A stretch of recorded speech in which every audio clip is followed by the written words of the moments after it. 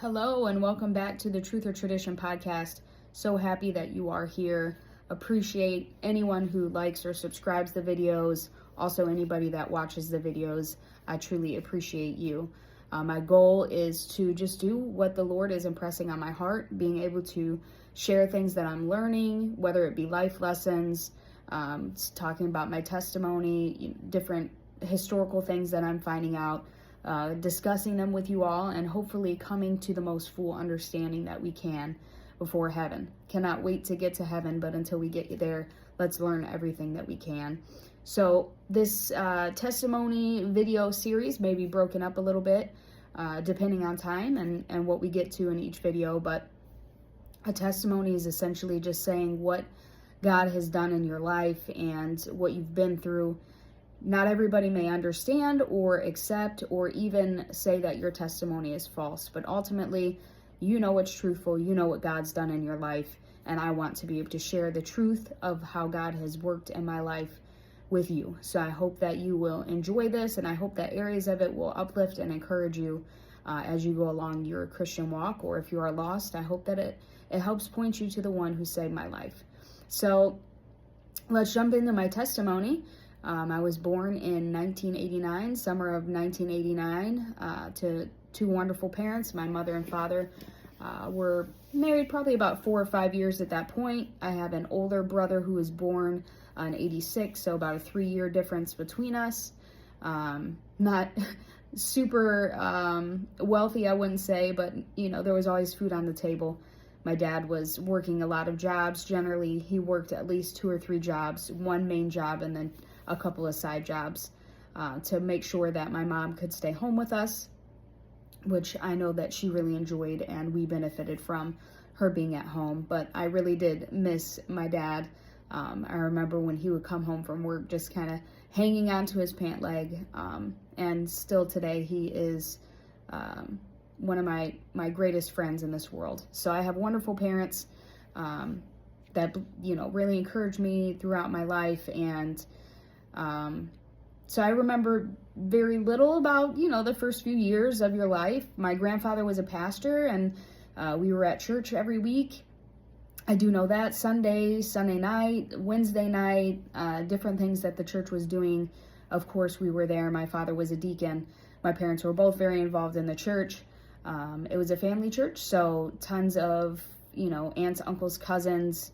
It was a great experience to get to watch my papa preach and learn about God through his teachings. And I remember him just being so excited about the Lord. He would talk to Jesus about to anybody, and he was just so loving and kind. I can still remember him waving his hanky in the air and kicking his leg up as he preached. So those are some of the beginning things that I remember, but I do know that I was loved and I was cared for, and that, it was a really, even though it was not the most exciting childhood, we didn't have all the things and do all the things. My parents always made sure that we were able to do things together and have good experiences. We never thought that we didn't have anything, because in our eyes, we did have everything. And I really still think that we did.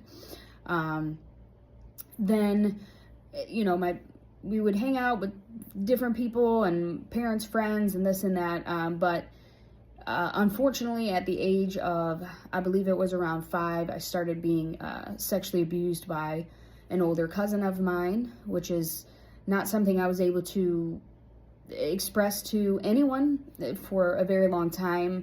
There was a lot of manipulation about what people would think about me and how awful I was that I had done this thing. It's a form of manipulation that a lot of abusers do. They don't want to be held accountable for their actions, and so they make it your problem. And if they can keep you there, then they have done what they set out to do. So I never told anyone.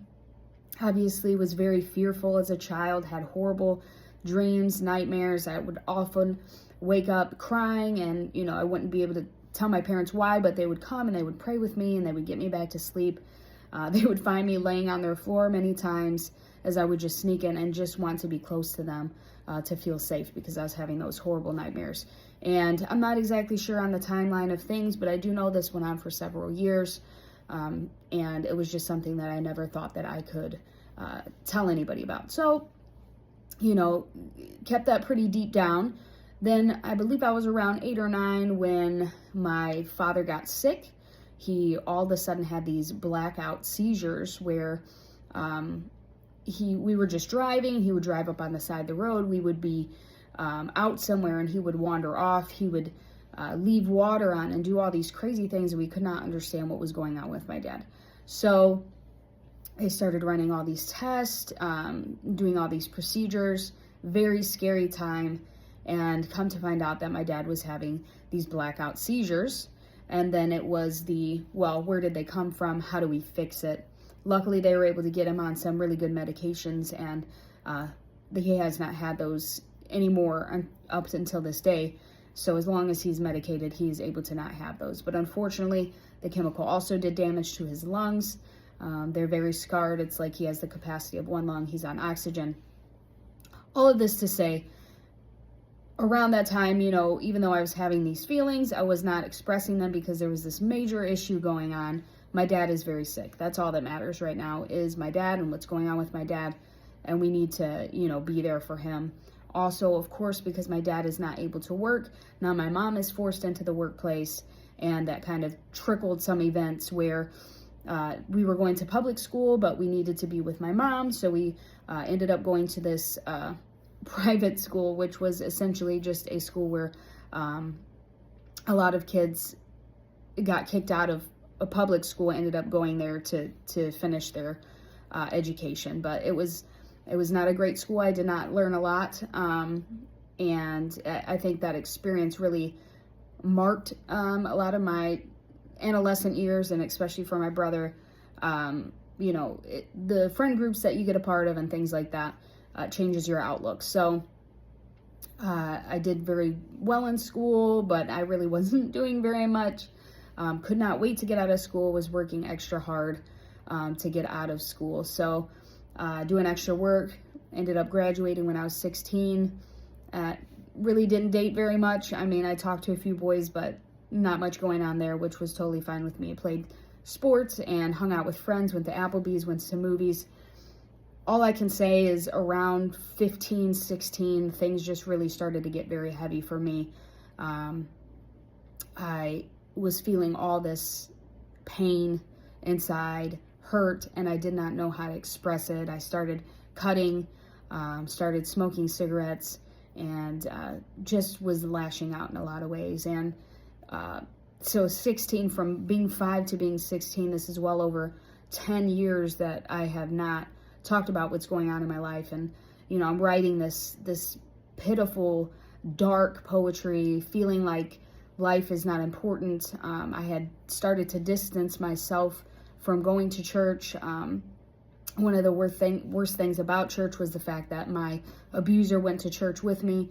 So just constantly feeling the eyes of your abuser as you try to be in this space that is supposed to be sacred, and you're supposed to feel safe and be able to worship your King of Kings and Lord of Lords. So just difficult times. I had good friends, but I wouldn't say any of my friends were really living a Christian lifestyle. That wasn't really, I don't think, what was going on. But nobody was out of control or being crazy, and we just had a lot of good fun, just clean fun.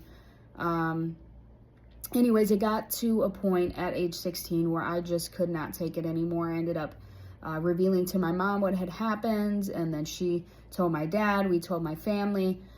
This happened to be during a time when my family was already having some issues, not my immediate family, but, the family we went to church with ended up separating as far as getting out of my grandfather's church. My grandfather was sick.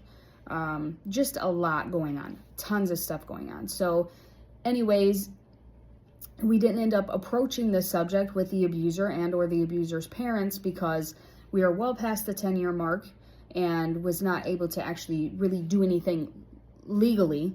And it just, our family was already kind of closing the door on being together. So it was just a difficult time. And my grandfather became very sick. He had cancer. We were praying for healing, and unfortunately my grandfather passed away. So after that, it was difficult. We, had to decide what we're going to do from here. Were we going to all stay together and find a different church? What was the plan going forward? I was trying to deal with my hurt. My parents had sent me to therapy, and my therapist was not Christian, had no feeling that she may have been an atheist, honestly. But essentially, she just told me that she couldn't believe that I would think that what had happened to me in my life could be part of a plan and a purpose for me. And she kind of laughed at it and kind of mocked the Christianity in a sense of believing that Jesus will make the best out of the worst situation. So they put me on depression medication. I'm going to therapy. I'm writing down my thoughts. It makes everything worse, right? I get more depressed. I feel suicidal. It's just going all downhill. And then, of course, my grandfather is passing away. So a lot of this stuff is going on. I'm going to pause the video here, and we're going to start back kind of after that point starting into my late teens and early 20s and what I was doing with my life. So I hope that this has not been too much for you so far. God is good. God works through all your pain. And I will just tell you how he has moved in my life. And thank you so much for watching.